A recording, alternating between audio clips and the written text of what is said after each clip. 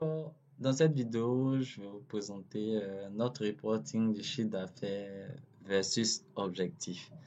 Alors, l'idée avec ce reporting est de présenter une analyse du chiffre d'affaires à plusieurs niveaux par rapport à une entreprise de distribution.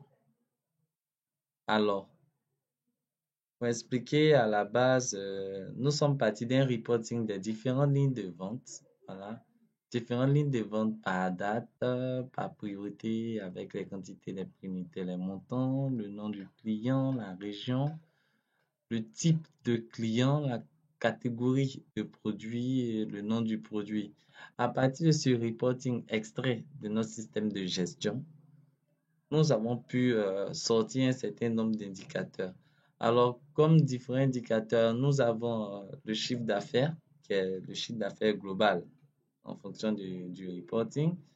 Ensuite, on a le taux de réalisation de l'objectif. Ici, on a un dépassement de plus de 90%, soit un taux de 190,40% atteint de l'objectif.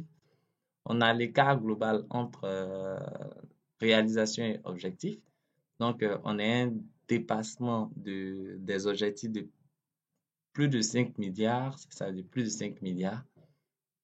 Et on a un indicateur au-dessus qui va nous permettre de savoir, comment dirais-je, si on est en dépassement ou bien on est en dessous du chiffre d'affaires. Vous verrez que la flèche, l'icône de la flèche, elle change en fonction de notre niveau. Ensuite, on a le top 5. On a le top 5 des clients, des catégories de produits, des produits et des quantités de produits vendus. Alors, il s'agira de classer les 5 meilleurs de chaque catégorie. Donc, il faut tenir compte que en fonction des différents choix que nous faisons, on a la possibilité de, comment dirais-je, de mettre à jour les datas.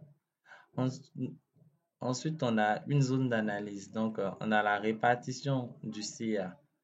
La répartition du CA, voilà, par région, par type de client, par catégorie de produits.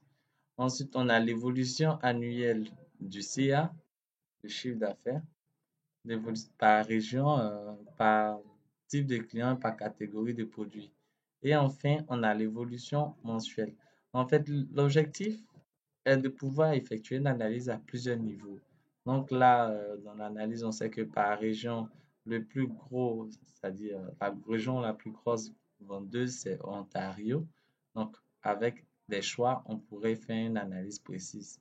Dans Ontario, le plus gros, je dirais, oui, c'est ça. Euh, le plus gros type de client, on a corporate. Donc, et là, au niveau des catégories produits sur corporate, on se rend compte que c'est Office Machine qui se vend le mieux. Et ensuite, on a cette évolution du chiffre d'affaires au niveau de l'Ontario pour chaque année. Et au niveau par type de client, ça, par type.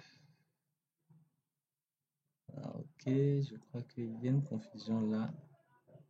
Ah, ok, une petite confusion. Voilà, c'est ça. Par catégorie de produits.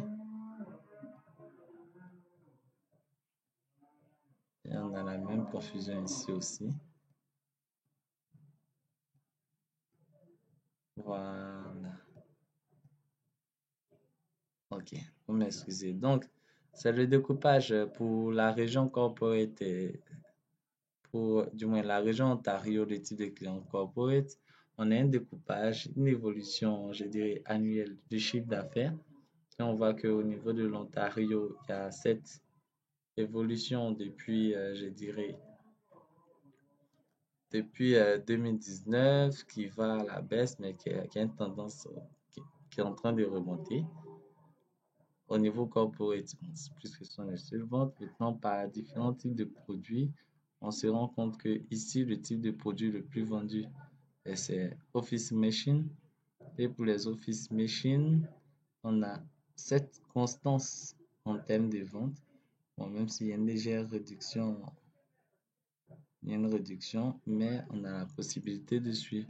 Donc, l'idée est de pouvoir suivre vraiment l'évolution et pouvoir analyser le chiffre d'affaires, savoir quels sont les meilleurs clients, quelles sont les zones ou les régions dans lesquelles on vend le plus, afin de pouvoir faire des analyses FIS. Ça, c'est la première page du rapport. Dans la seconde page du rapport, on a cette analyse-là des objectifs vs réalisation. Il faut rappeler que les objectifs peuvent être intégrés dans une feuille à part où on a la possibilité de définir pour chaque produit des objectifs spécifiques. Donc, objectif vs réalisation par catégorie, on a la possibilité pour chaque catégorie de voir un peu, d'analyser les différents objectifs. Et là, à ce niveau, on a comment dirais-je, cette barre de défilement et les différentes valeurs avec un graphe pour voir un peu de manière graphique le niveau de dépassement des objectifs. En dessous, on a le détail des ventes par produit et là, on pourra parcourir les différentes ventes par produit avec une mise en forme afin de voir les ventes les plus larges. Et il faut savoir que cette liste peut aller jusqu'à... Bon, disons que la liste le volume de produits est quasi illimité. Ici, dans notre base, on travaille avec une base d'à peu près 1000 produits.